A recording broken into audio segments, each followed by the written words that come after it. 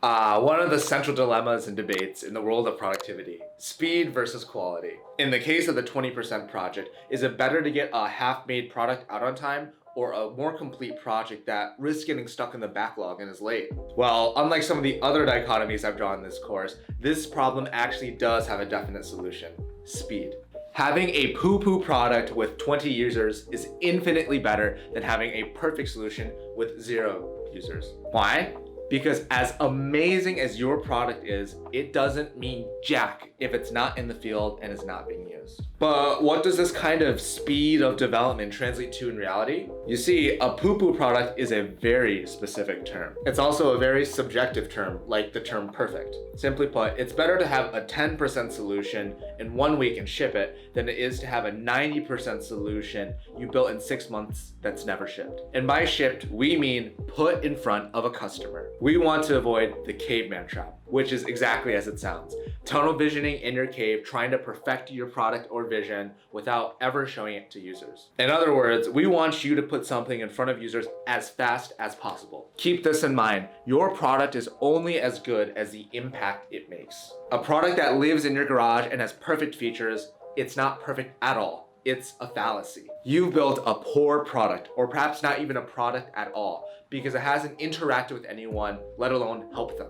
Furthermore, there's another key productivity principle you should know about: the law of diminishing returns.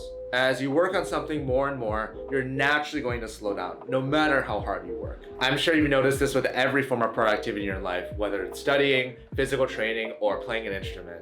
The same principle applies to 20% project planning and MVPs. The first hour of work, you'll be the most motivated and have the most ideas you're dying to get on paper. The second and third might even be the same, but by hours 4 and 5, you will start losing steam. Eventually, you will hit a point where these ideas start to slow down. Your words typing on a screen slow down from a torrent to a trickle. You spend more time thinking and pondering until nothing gets done. It might feel like work because your brain is active, but nothing is being put on paper and no actions are being executed. No good. There are 2 currencies that you possess which are more valuable than gold: time and mental energy. When we get caught up in quality, these resources start to deplete very, very fast. Your goal is to build something with as little time and mental energy that already starts solving the problem at hand. That's why the following should not be in your MVP: aesthetics, complicated technical solutions with lots of features, scaling, pretty much anything that doesn't help your user. We've explained this before, but let me explain why they're so heavily frowned upon. Simply put, it's because these will sacrifice speed.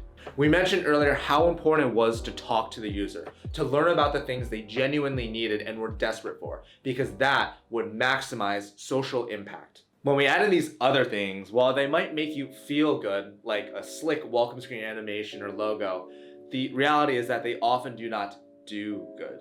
Now, I'm not saying if some of your marketing materials are butt ugly, you should keep them that way, or you shouldn't even spend 10 minutes polishing your presentation or design documents. I'm just saying be wary of falling into the rabbit hole of letting the big idea run away from you. Aim to execute the month-long project in, actually, 1 week. Not 5, not 6, not 7. Why? Let me explain.